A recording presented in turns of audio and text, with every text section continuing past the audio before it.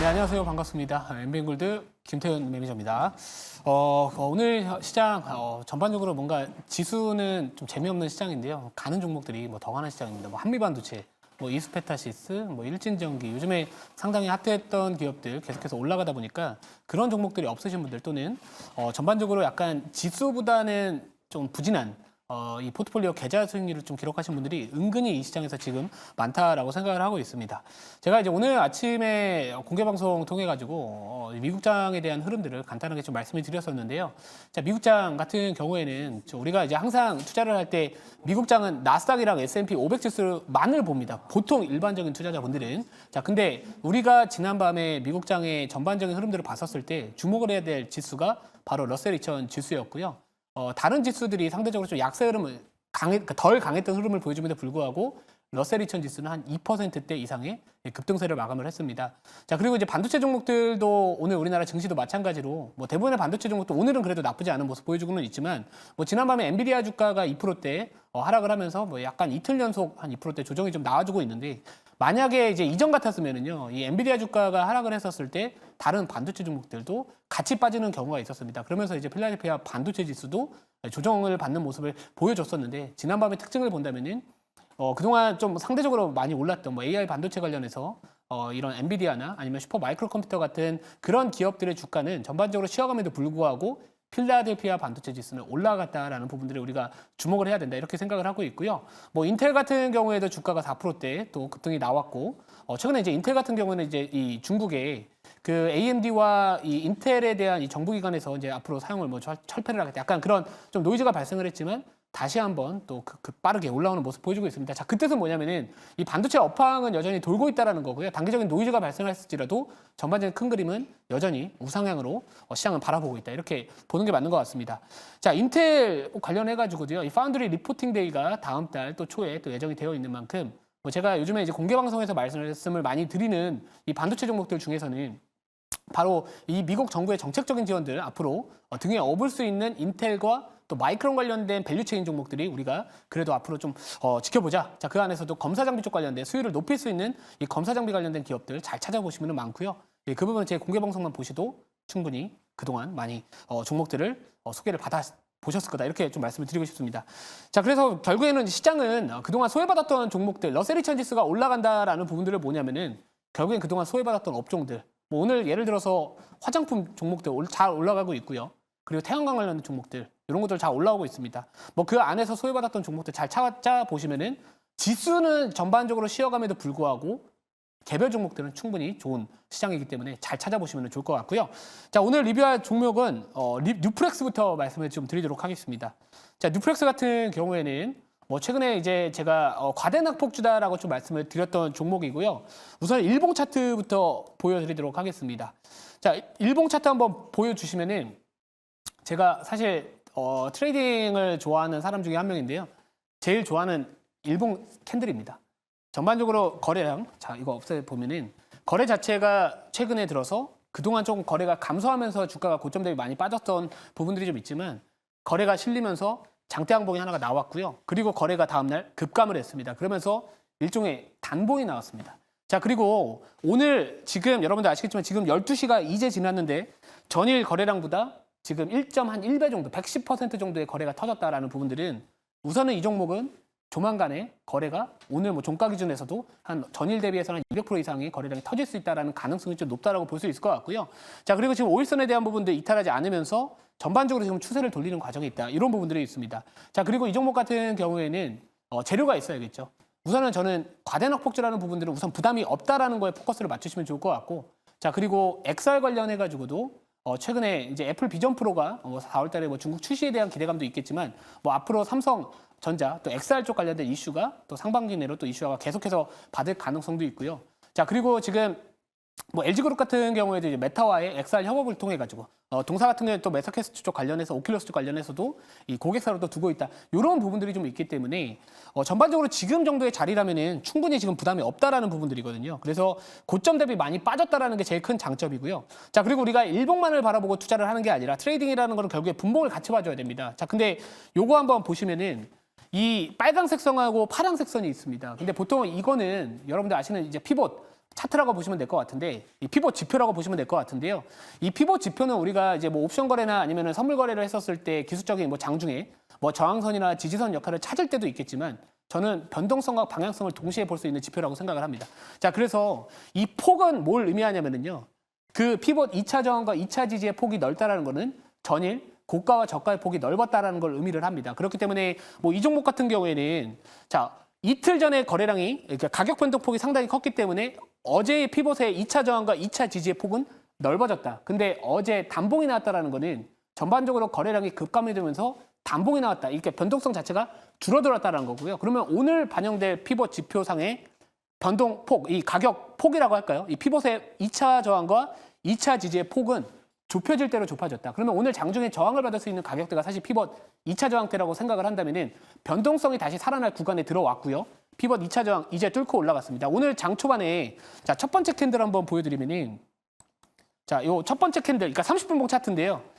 원래 보통 일반적으로 오전에 30분이 제일 거래가 많이 됩니다. 자, 근데 9시 30분부터 30분봉의 캔들, 두 번째 캔들의 거래량을 보시면은 장중에 어떤 매수 주체가 들어왔다라고 생각을 할 수 있는 거고요. 자, 그러면서 지금 잠시 쉬어갔다가 다시 재차 말아 올리고 있는 상황입니다. 그러면서 피벗 2차 저항 위로 또 올라오고 있는 상황을 보여주고 있기 때문에 뭐 일봉상에서도 부담이 없고요. 그리고 이런 분봉상에서도 부담이 없고 키워드는 명확하다.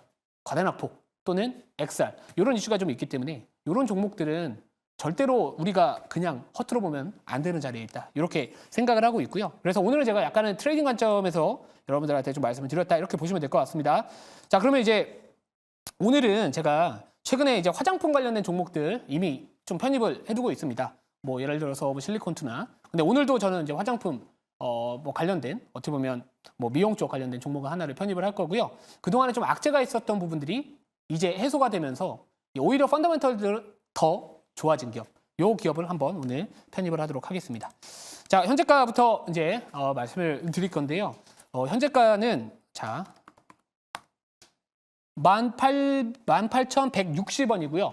종목명은 VT라는 기업입니다. 자, 요즘에 이제 우리가 다음 달부터 이제 삼성전자의 잠적 실적 발표를 시작으로 결국에는 이제 많은 기업들이 이제 어닝 시즌에 돌입을 하게 됩니다. 자, 근데 일반적으로 우리가 잘 생각을 해야 되는 게 뭐냐면은 그동안 이제 어닝 시즌 전에는 성장성에 대한 기대감만으로 주가들이 올라갔던 측면들이 있지만 결국에 그 성장성만으로 그 기대감 때문에 주가의 상승폭이 큰 기업들은 오히려 어닝 시즌에서는 부담이 될 수 있습니다. 숫자로 지켜주지 못한다. 역시 아직은 좀 이른가 보구나. 이런 생각들이 나올 수 있기 때문에 뭐 다음 달부터 이제 실적 발표 시즌을 준비한다라는 관점에서 이 종목을 실적 성장주로서 어떻게 보면 보시면 좋을 것 같고요.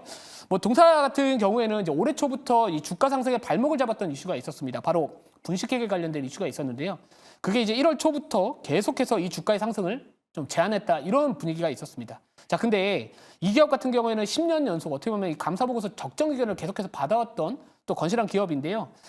지금 이번에 이제 감사 보고서에서 적정 의견을 최근에 이제 3월 20일 날 발표가 되었습니다. 자, 그렇기 때문에 그동안 주가를 짓눌렀었던 또 나름대로의 이 감사 보고서에 대한 이런 루머에 대한 부분들은 뭐 완벽하게 지금 해소가 됐다라고 보는 게 맞는 것 같다라고 생각을 했고요.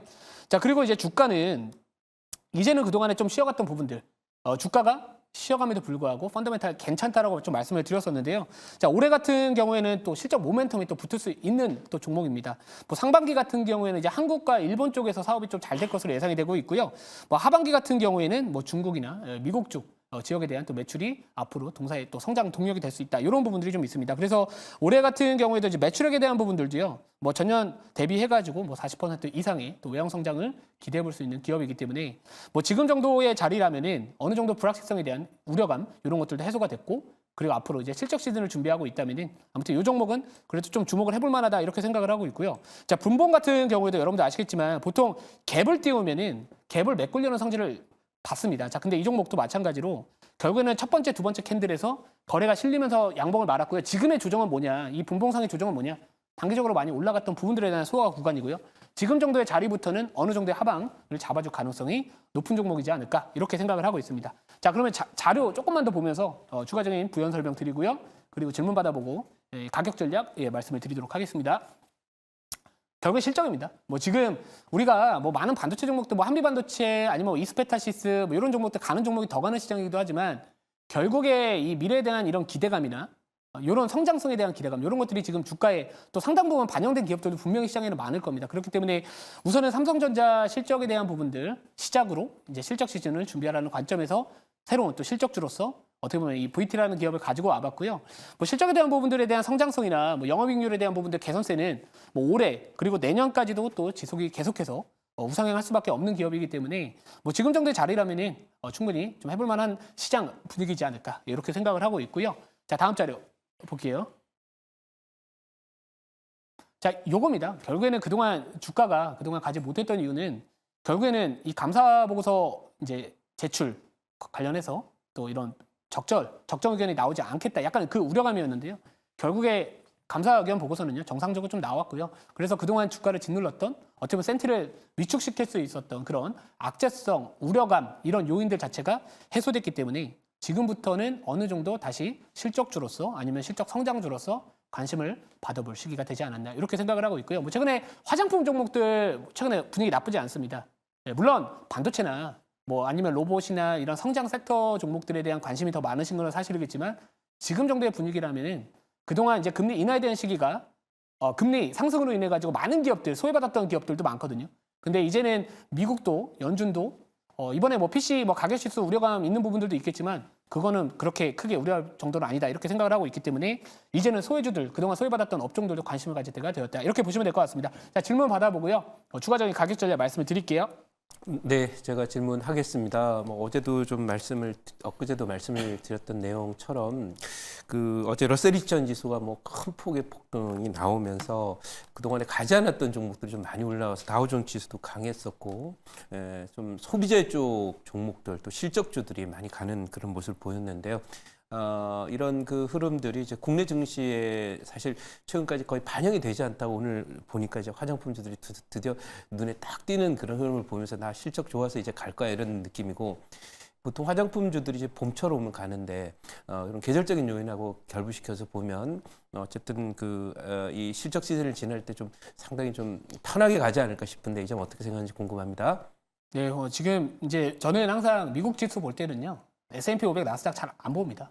솔직히 나스닥 보고 있다는 얘기는 엔비디아나 이런 반도체 종목들이나 빅테크밖에 본다라고 생각을 안 하거든요. 그동안 나스닥 지수가 왜 올라갔어요? 결국에 빅테크 기업들이 하드캐리한 겁니다. 다른 업종들, 그 나스닥 지수 내에 포함되어 있는 다른 기업들, 시가총액 상대적으로 낮은 기업들은 올라가지 않았음에도 불구하고 지수는 올라가고 있다. 그러니까 많은 시청자분들, 개인 투자자분들이 항상 머릿속에 생각하시는 게 미국장은 저렇게 좋은데 왜 우리나라 증시는 요 모양이냐 약간 이런 이야기들 많이 하시잖아요. 근데 결국에 나스닥 지수를 상승을 견인했던 거는 그 AI 쪽 시장 관련해서 뭐 마이크로소프트나 아니면 엔비디아나 이런 기업들이 끌어올렸던 거지 그 안에서도 분명히 소외를 받았던 기업들은 많다고 보고 있고요. 오히려 우리나라 증시를 투자하는 투자자 관점에서 바라봤었을 때는 오히려 러셀 2000 지수를 바라보고 투자를 하는 게 맞습니다. 오늘, 그러니까 지난밤에도 엔비디아 주가는 하락했지만 전반적으로 중소형주들, 그동안 소외받았던 모든 업종들이 대부분 올랐거든요. 그래서 오히려 우리나라는 아직까지 이머징 마켓에 포함된 국가이기 때문에 오히려 금리 인하에 대한 기대감이 올라왔었을 때 아니면 경기 연착륙에 대한 기대감이 올라왔을 때 우리가 주목해 볼 수 있는 국내 증시, 이머징 마켓 쪽으로의 수급 유입 가능성을 높게 보자. 이렇게 좀 말씀을 드려서 앞으로도 여러분들이 이제 미국장을 보실 때는 오히려 나스닥도 좋겠지만 러셀 2000 꼭 지켜보셔라. 이렇게 좀 말씀드리고요. 자, 그럼 가격 전략 말씀드리면은 1차 목표가는 23,300원이고요. 2차 목표가 23,500원, 그리고 손절가는 15,000원 말씀을 드리도록 하겠습니다.